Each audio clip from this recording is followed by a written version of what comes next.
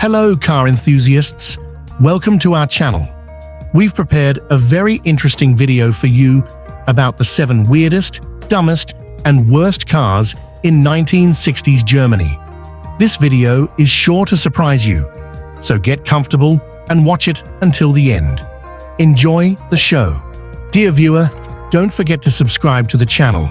Thanks for your support. Number 7. The BMW 700 holds a unique place in automotive history. It was a crucial model for BMW, helping the company survive during a financially difficult time. But it was also a vehicle with several quirks and shortcomings that earned it a mixed reputation. The BMW 700 was a small, rear-engined car, which was an unusual design choice for BMW at the time. This layout was more commonly associated with economical cars, and it marked a departure from BMW's larger, more performance-oriented vehicles. The car had a rather boxy design, with a high roofline and short wheelbase. These proportions gave it an odd, almost toy-like appearance, which didn't appeal to everyone. The small size of the BMW 700 led to a cramped interior, especially in the rear seats. The limited space made it less comfortable for passengers, particularly on longer trips. The interior was very basic, with minimal amenities. This was in line with its role as an affordable car, but it contributed to the car's perception as being somewhat Spartan and utilitarian. The BMW 700 was powered by a 697cc flat twin engine, which produced around 30 to 40 horsepower, depending on the model. This modest power output made the car feel underpowered, especially when compared to other cars on the road. While the car was light and relatively agile, its performance was far from exhilarating. It was designed more for economical commuting than for driving pleasure, which didn't sit well with enthusiasts looking for the traditional BMW driving experience.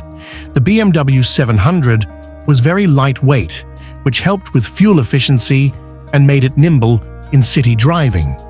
However, the lightweight build also meant that the car could feel unstable at higher speeds or in diverse weather conditions. The rear engine layout gave the car a unique handling characteristic, but it could also make the car prone to oversteer, especially for drivers not accustomed to this configuration. Despite its quirks, the BMW 700 was a financial success for the company. It sold well enough to help stabilize BMW during a period when the company was struggling to stay afloat. Without the 700, BMW might not have survived to produce the legendary models that followed. The 700 was BMW's first mass-market success, making the brand accessible to a broader range of buyers. It introduced many customers to the BMW brand who might not have considered a more expensive or luxurious model. The success of the BMW 700 laid the groundwork for future BMW models, particularly the Neue Klasse sedans that would emerge in the 1960s. These cars would go on to establish BMW's reputation for sporty, driver-focused vehicles. The BMW 700 was underpowered, especially by modern standards, and didn't deliver the kind of driving experience that BMW would later become famous for. Its small engine and basic construction limited its appeal as a driver's car. The small minimalist interior made the BMW 700 less comfortable and less practical than other cars of the time. It was a budget car, and it howled in the lack of features and space.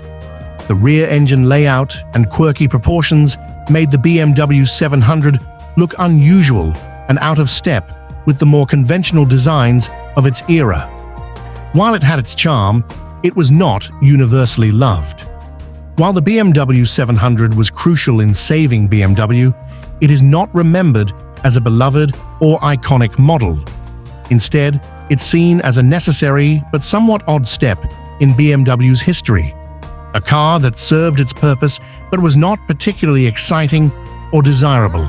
Number 6. The Volkswagen Type 4 particularly the 411 model introduced in 1968 and produced through 1972, represents a rare misstep for the iconic German automaker. While Volkswagen was known for its wildly successful Beetle, the Type 4 aimed to broaden the company's lineup by offering a larger, more luxurious vehicle. However, it struggled to find an audience and is often remembered as one of Volkswagen's less successful endeavors. The Volkswagen 411 featured a boxy design that was a significant departure from the rounded, friendly curves of the Beetle. It lacked the charm that made the Beetle so iconic and instead appeared somewhat awkward and bland. Despite being larger than previous VW models, the 411's styling didn't convey the sense of luxury or refinement that Volkswagen was aiming for. Its proportions were awkward, with a long front overhang and a rear that seemed mismatched with the rest of the vehicle. The design, while functional, was not very aerodynamic. This contributed to both the car's underwhelming performance and its uninspiring appearance. Inside, the 411 was more spacious than the Beetle, but it still felt utilitarian. The interior materials and overall design did not match the luxury aspirations that VW had for the car. The Type 4 was powered by a 1.7-liter air-cooled flat-4 engine, which produced around 80 horsepower. While this was an improvement over the Beetle's engine, it was still underpowered, especially for a car that was larger and intended to be more upscale.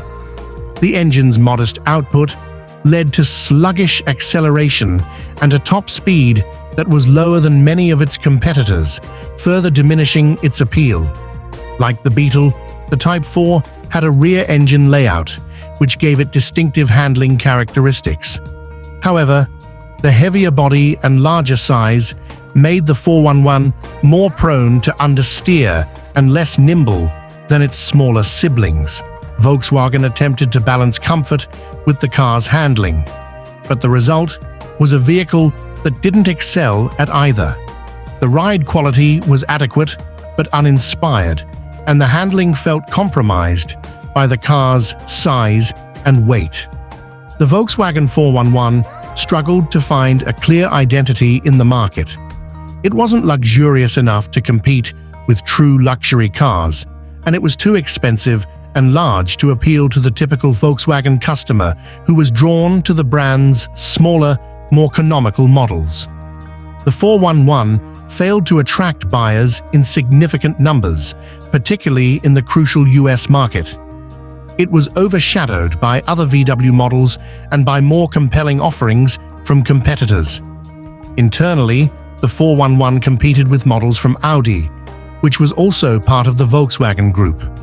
Audi's cars offered better performance and more refined designs, making the 411 seem even less appealing by comparison.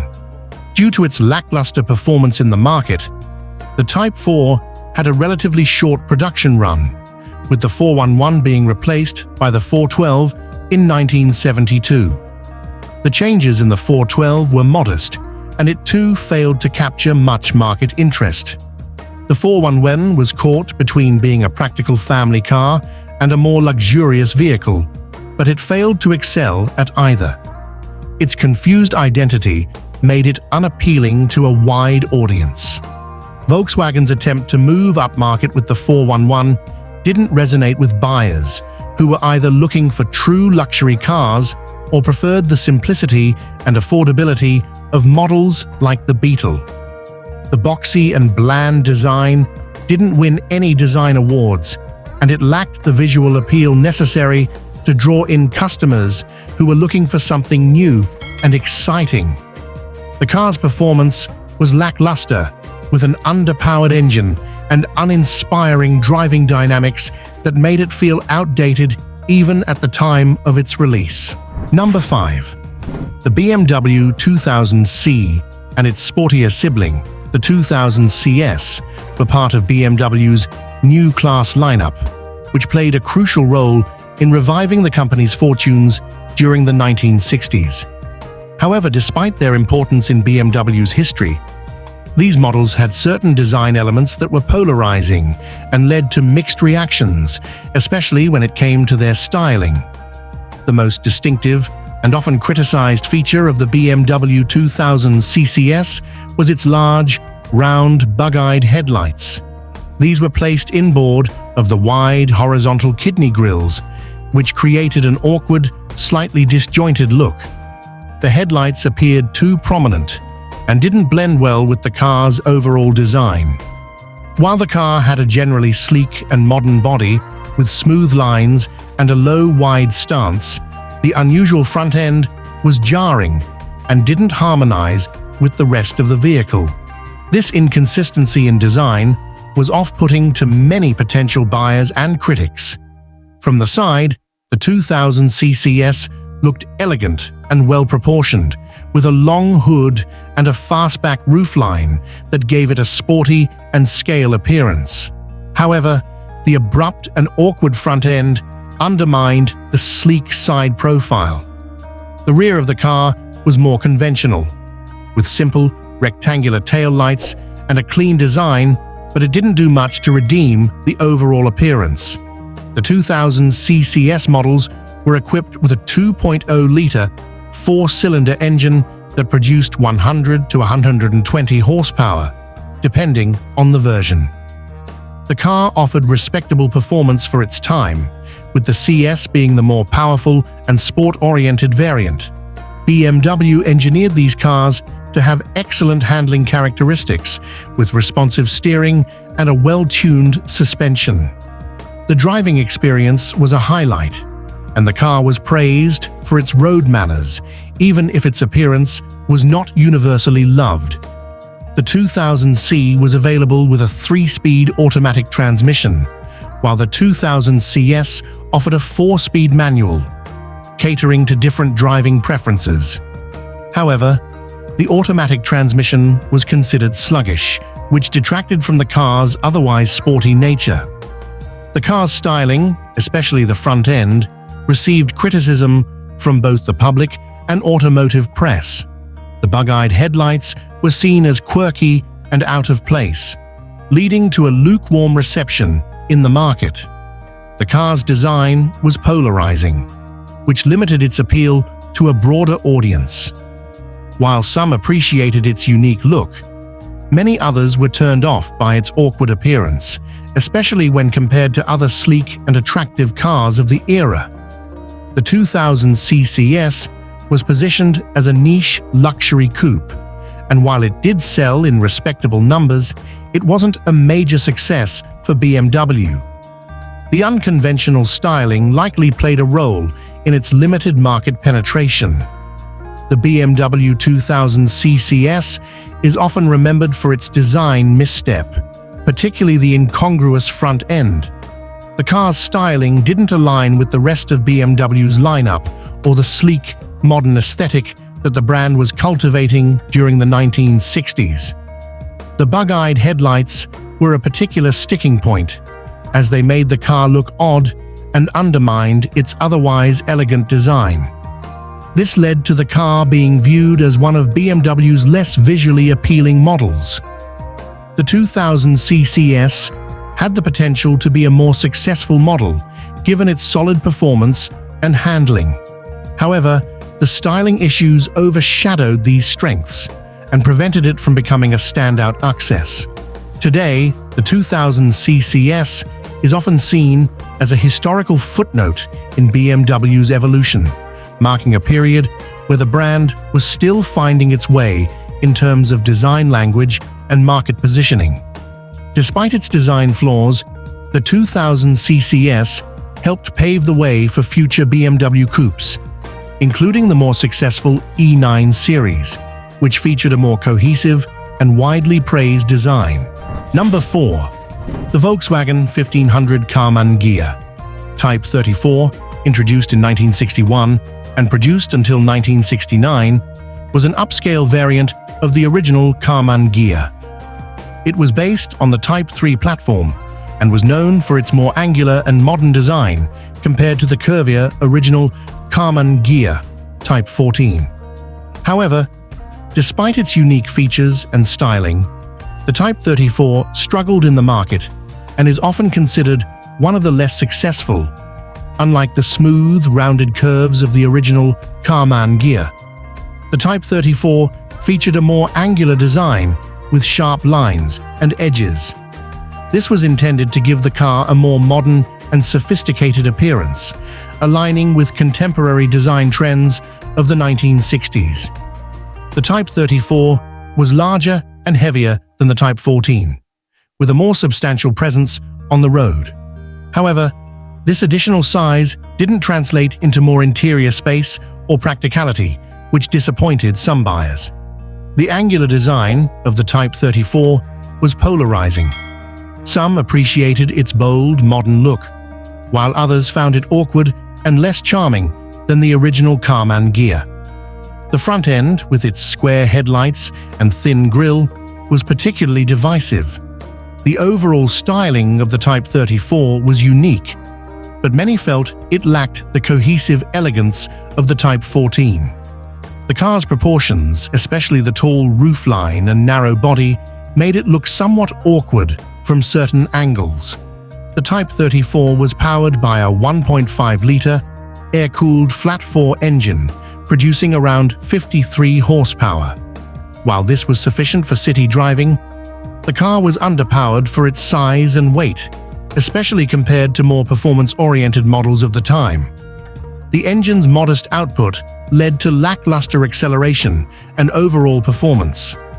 The Type 34 could reach a top speed of around 87 mph, but getting there was a slow and uninspiring process.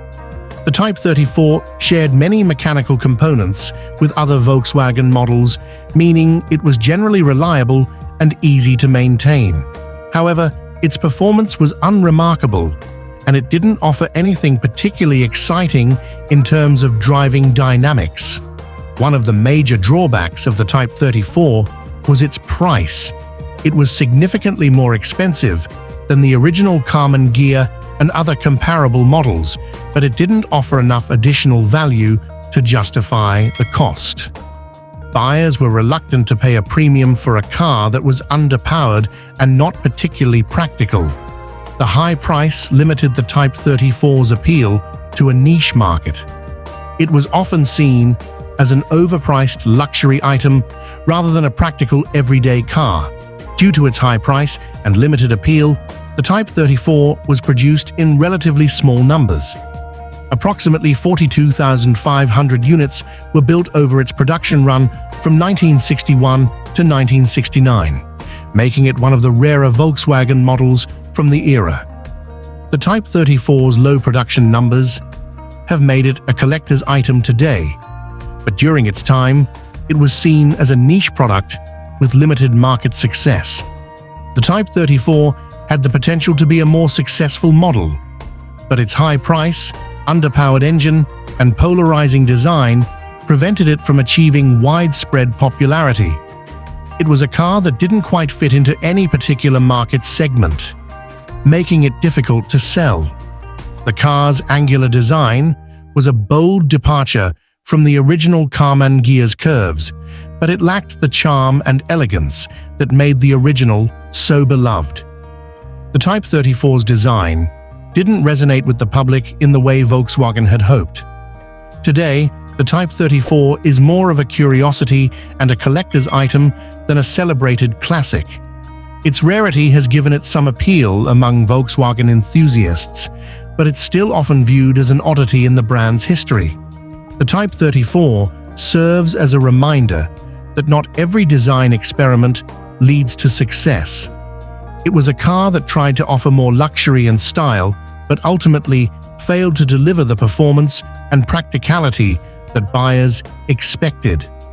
The Type 34's odd styling and poor value proposition, coupled with its underwhelming performance, have earned it a place among Volkswagen's less successful models. It's often remembered as a car that didn't quite know what it wanted to be, resulting in a product that didn't satisfy any particular market segment. Number 3. The 1962 Opel Rekord P2 was a mid-size car produced by the German automaker Opel between 1960 and 1963. It was the successor to the Opel Rekord P1 and was a popular model in Europe during its time. However, despite its initial popularity, the Rekord P2 is often considered one of the less remarkable cars of the era due to its peculiar mix of design elements and unexciting performance. The Rekord P2 had a design that was heavily influenced by American cars of the late 1950s, featuring a large, boxy body with heavy chrome trim. This styling was already starting to feel outdated by the early 1960s, as automotive design began to favor sleeker, more aerodynamic shapes. The car combined American design cues, such as prominent tail fins and a wide front grille, with European sensibilities, resulting in a look that was neither fully American nor truly European. This blend of styles made the Rekord P2 appear somewhat awkward and mismatched. The Rekord P2's design was seen as conservative and uninspired, particularly when compared to more modern and dynamic designs emerging from other European manufacturers at the time. Its boxy shape and heavy proportions didn't appeal to buyers who were looking for something more contemporary and stylish. The car's overall visual appeal was limited, especially as the decade progressed and tastes shifted towards more streamlined and innovative designs. The Rekord P2 was offered with a range of small four-cylinder engines, the most common being a 1.5-liter engine producing around 50 to 55 horsepower. These engines were adequate for basic transportation but lacked the power and responsiveness that many buyers desired. The car's performance was generally lackluster, with slow acceleration and a top speed that was modest by the standards of the time. It was more of a utilitarian vehicle than a driver's car, which limited its appeal to those who valued performance and driving pleasure. The Rekord P2 featured basic mechanical components, including a simple suspension system and drum brakes. While reliable, these components didn't offer anything particularly innovative or exciting, making the car feel dated even when it was new. The driving experience of the Rekord P2 was unremarkable, with a focus on comfort and practicality rather than performance or handling. This further contributed to its reputation as a car that was functional but not particularly desirable. Despite its conservative design and underwhelming performance, the Rekord P2 was initially popular in Europe, particularly in Germany.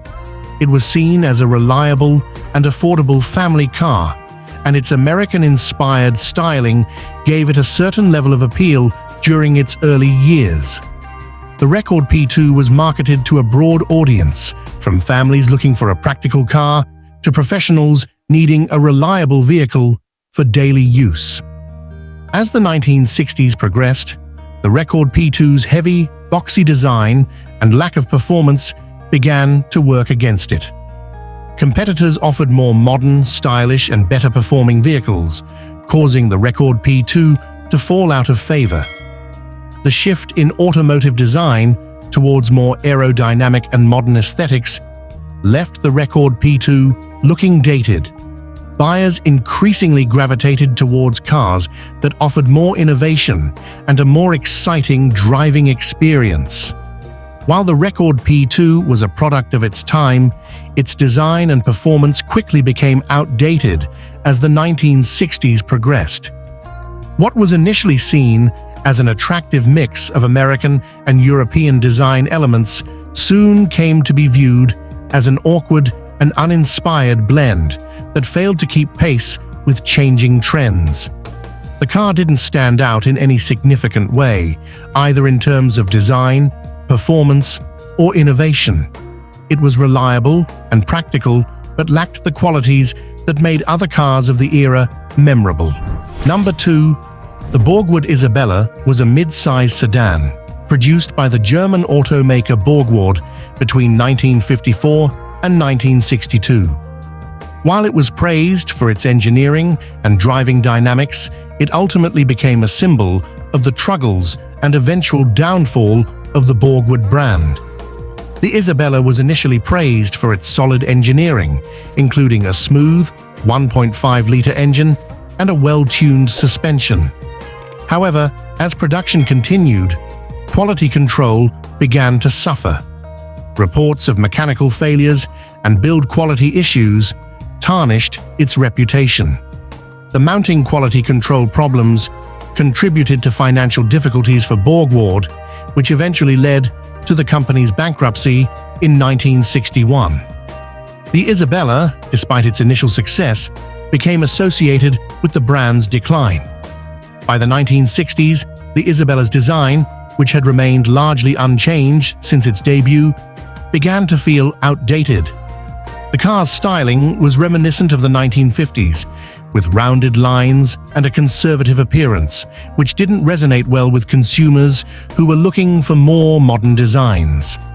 The Isabella's failure to evolve with the times contributed to its perception as a car that was stuck in the past, unable to compete with the more contemporary offerings from other manufacturers. The Borgward Isabella is remembered for its engineering strengths, but also for the issues that ultimately led to the downfall of the Borgward brand. Its outdated styling and quality control problems are key reasons why it is considered one of the less successful cars of its time. Number 1. The Porsche 912 was introduced in 1965 as a more affordable alternative to the Porsche 911. While it aimed to offer a similar driving experience at a lower price point, the 912 had its own set of challenges that affected its reception. The 912 was equipped with a 1.6-liter flat-4 engine, which produced significantly less power compared to the 911's 2.0-liter flat-6. This downgrade in performance made the 912 feel less sporty and exciting to drive, which was a key expectation for Porsche buyers.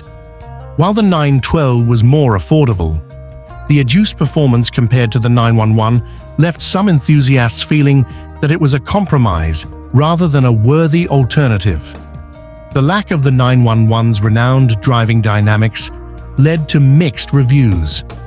The 912's appearance closely resembled that of the 911, which made it seem like a less capable version of a car that was already revered for its performance. The visual similarity highlighted the performance gap, making the 912 feel like a less desirable option. The 912 was aimed at those who wanted a Porsche but couldn't afford the 911. However, some buyers found it difficult to accept a lower-powered Porsche, leading to a perception that the 912 was a compromise rather than a true Porsche experience. The 912 is often seen as a practical alternative to the 911, offering affordability but at the cost of performance. Its mixed reception stems from the fact that it didn't fully meet the high-performance expectations associated with the Porsche brand.